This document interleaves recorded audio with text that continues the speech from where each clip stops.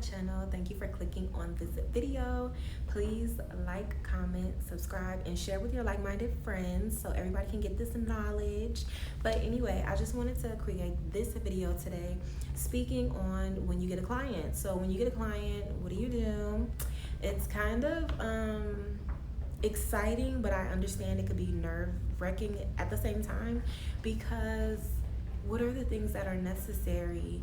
And you want to make sure that you're setting yourself up for success. You want to make sure that if anything occurs and you have to reach out to an attorney, or they reach out to an attorney, that you're covered, you cross your T's and dot your I's, you have everything that you need. So I'm going to go over some things that I have, some things that I will take with me to a client. But what's going to be really important is your contracts or your service agreements. And so I'm going to kind of go over some of those things without getting into too much of that. If you are needing a client service agreement or a schedule fee or anything that I mentioned in this video, check the description box below, and there's going to be a website there. You can click on my website, and I have some things there that you can download digitally. So the first thing I kind of want to get into is like folders. Like, what do you take? Do you take a folder? Do you take a bag? Like, I like to take a folder, like just sleek, because one thing as a caregiver I learned, you don't want to bring a bag, because sometimes they will say, well, something's missing, she carries a bag all the time, maybe she took it and you've already left, and now it's going to be hard to prove that you didn't take their stuff. And sometimes, you know, with agencies, they will say as soon as you come in, just leave your bag there, and if you don't need the bag, don't even bring it in. But some of the areas that I have worked in before, I just felt more comfortable. Like, there's parking garages, or I parked across the street or something like that. I don't want my stuff in the car. Or I feel like, you know, we have downtime, I might want to do homework, I might want to, I don't know, color, I might want to write out my shopping list or something like that. So I might keep my bag. I might want some Carmex. Might want a snack. So I don't usually have like a snack bag or a lunch bag. I keep it in my purse.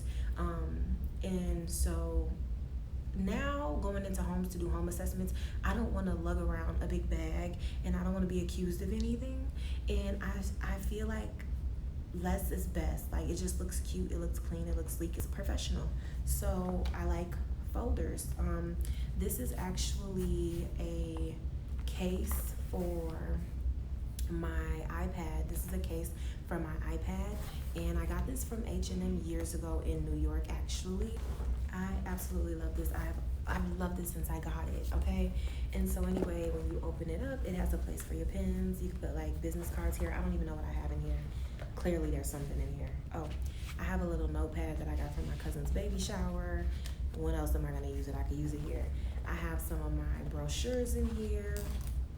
I have some business cards in here, and I have everything that they're going to need to sign in here as well. And so the other thing that I have, this is for me. So if I'm out, I'm carrying it with me. You never know. I might see somebody that needs assistance. I can just briefly pull out my business card. I can pull out a brochure. I can show them and tell them about my agency. And if they just so happen to say, hey, do you want to stop over at Starbucks? Can we sign up with your agency? Can we receive care tomorrow? Can we receive care on Monday? Absolutely. I have everything right here. So I love it. The other thing I have a pen in my colors. My agency colors are blue and pink. I'll show you my brochure. It's blue, pink, and white. So a lot of times when I'm writing my to-do list, or if I'm checking things off, or just anything that I need to write personally, I just got used to writing in this pink, and I don't know, my agency colors is pink. It's cute. And it's different. So, you know, we always write in like blue or black, and since my agency color is blue, I just figured writing in pink. And then anytime I see something that's written in pink on my desk or in my room or wherever things get lost sometimes in the car, then I know, let me pick this up and put this somewhere safe, because this is regarding my agency. So the other thing I'm gonna have is a folder, much like this one. This is my initial folder that I had. So as I was planning and getting everything ready for the state, I would just put things in here that I knew I was gonna need a senior to sign. I did the same thing for employees. So in here I'll go over what I have in here as well. So if you know that they need to sign something regarding the HIPAA rules and policies, whatever that is, set it aside and make sure they sign it. If there is anything that they need to sign regarding that they understand their rights, their responsibilities, set it aside, make sure it goes in your folder. We know we need a client agreement or contract, so set it aside, you know it's gonna go in that folder. The service agreement, you know you're gonna need that, so set it aside and make sure it makes it to that folder. So what this folder has turned into, because it has everything in it, I also put my credentials in here. So if I'm out and I see a place that maybe does home health and we could probably work together, I will stop in and ask for the information to give them a call. Even though I can Google, I want to show my face. I want to show that, hey, I came out to see about you guys and I want to work with you. I'm here in the flesh. So I will generally take my folder out with me, go into the place, and anything they ask me is going to be in here. I'm going to have my credentials, I'm going to have my insurance, I'm going to have a copy of my state licensing, I'm going to have a copy of the process. So if they say, well, what if somebody does need your services, what does that process look like? Oh, I can tell you exactly what it's going to look like because I have everything here. So that's kind of what this folder has turned into. So I actually keep them both in my car. And at any time, of course, if I did, if I just left and I signed a client up for something and everything is here, I have all this stuff on my computer. I can print it out again. All I need to do is look through it and see, okay, this person turned in their service plan form. This person turned in their client agreement.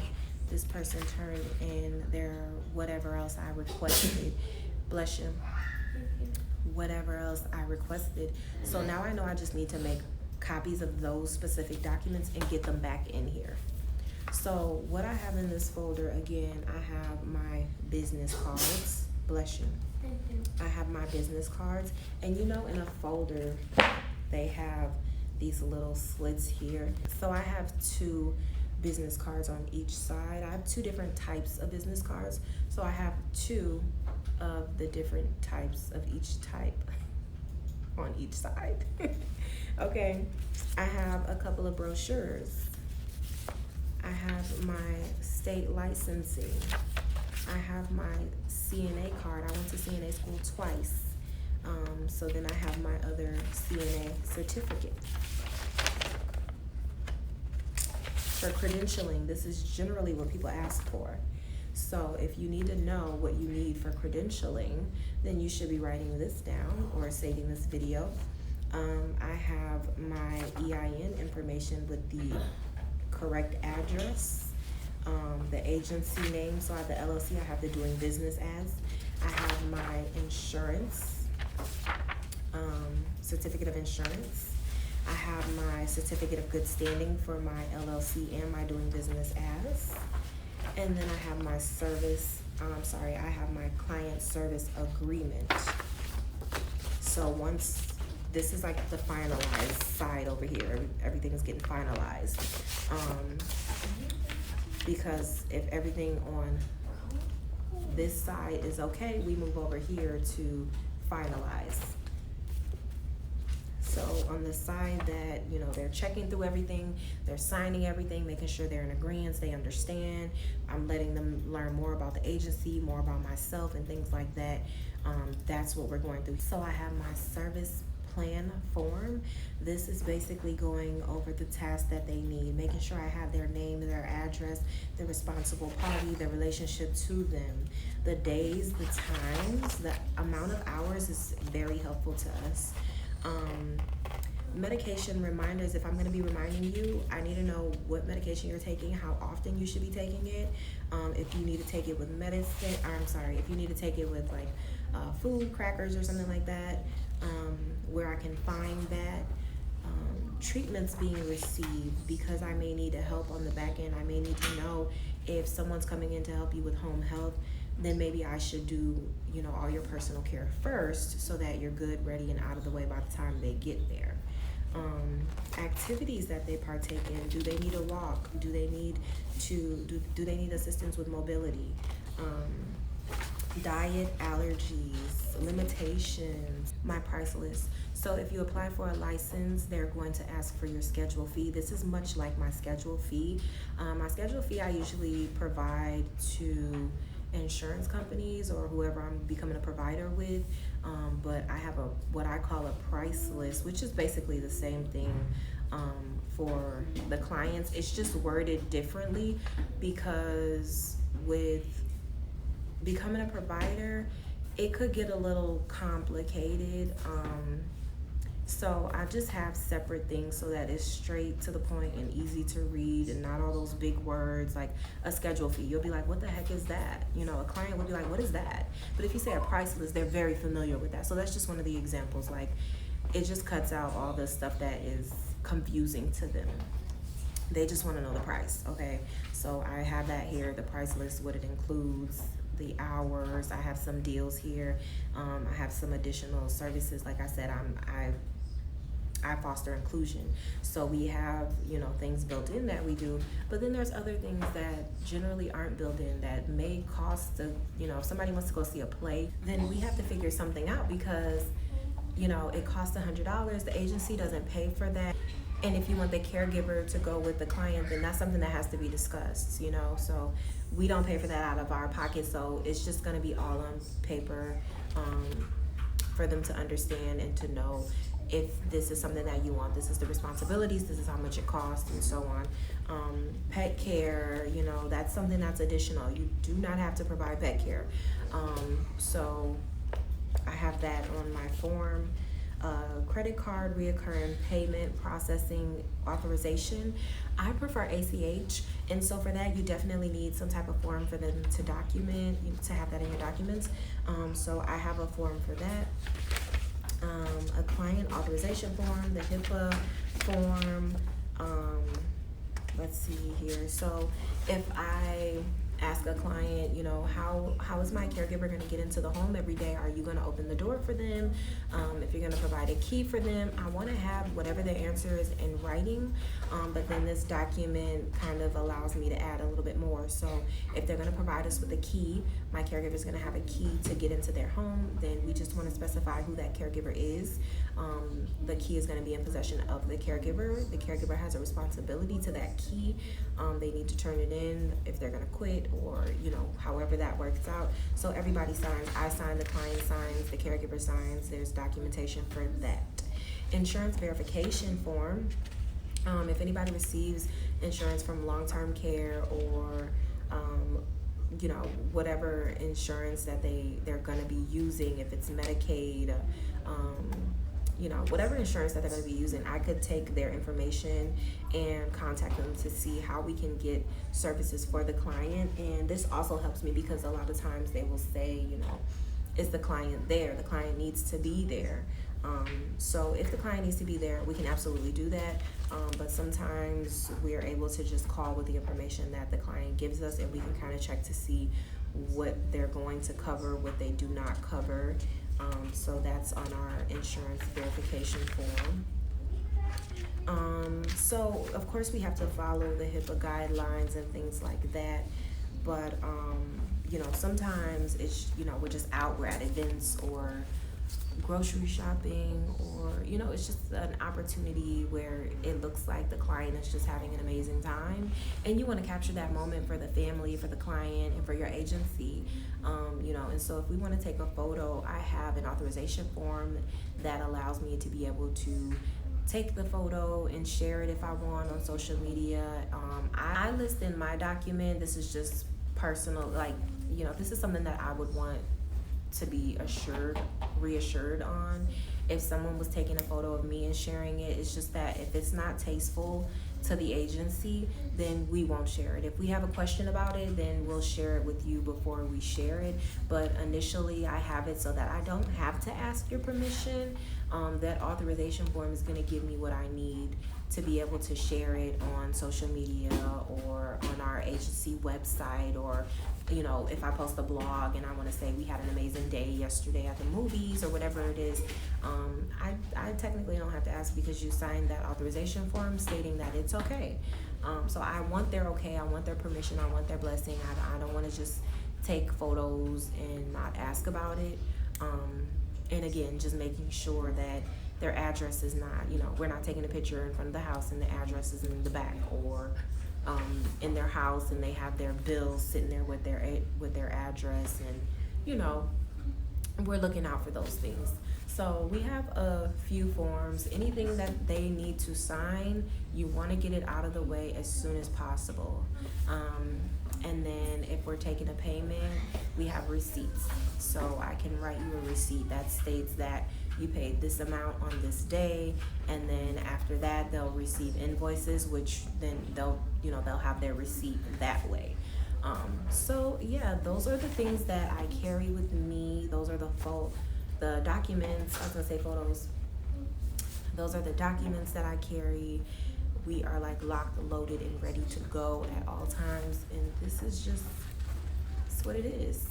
So if I go somewhere and I see on a bulletin board, I walk into a restaurant, we have like a Southern style restaurant nearby, and as soon as you walk in, there's a bunch of seniors that go there, and they have a bulletin board there, and everybody's sharing, their businesses, if they fix on cars, if they're attorneys or whatever it is. So if I see something like that, I'm in my bag, I'm in my back pocket, I'm in my whatever, I'm pulling out a business card and I'm gonna put mine up there as well. So just be mindful of those things, keep something on you at all times. And yeah, so thank you for tuning in on this video. I appreciate your support, and I would really appreciate if you like, comment, consider subscribing, and definitely share this information if you have like-minded friends. I like to think that this information is helpful for any entrepreneur. You don't have to be in the home care industry to learn about where to market or how to market. So definitely give this a share, give it a subscribe, give it a like. As always, check the description box below. Check the website, there's new things on there oftentimes. The Facebook group is still going. It's, without engagement, it's hard to just put things out. So let me know what you guys are looking for, if there's anything I can look up for you. If there's any topic that you would like me to discuss, leave it in the comments and I will try to create a dedicated video to answer your question. And again, you could do the same thing in that Facebook group. I'm gonna be a little bit more open in the Facebook group though. Yeah, just to remind you, some of the documents that I mentioned are going to be on the website, and it's a digital download. So it will guide you and help you to create your document. It definitely gives suggestions on how to switch it up, how to change it, how to make it more personal to your agency, and then the things that are definitely needed for the state's approval. So again, those things are there to protect you. So just check out the website, check out the description box, and I really appreciate you guys for your engagement. And oh my goodness, I'm in like 728 subscribers as of now while I'm making this video. So thank you guys for the support.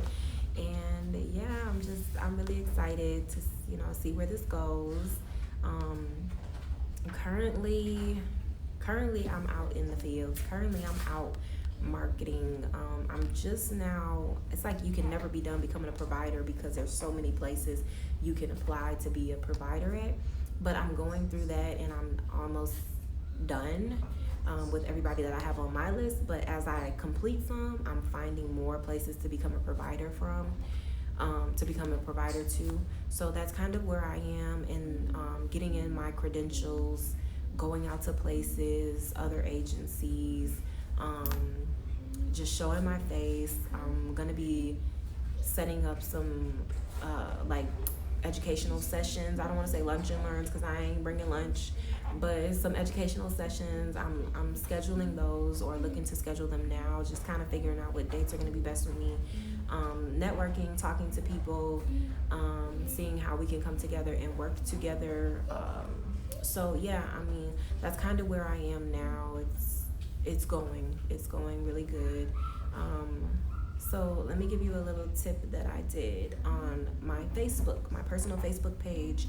I posted my brochure, and I said, if this comes across your, news feed is what they call it. If this comes across your news feed, please share it.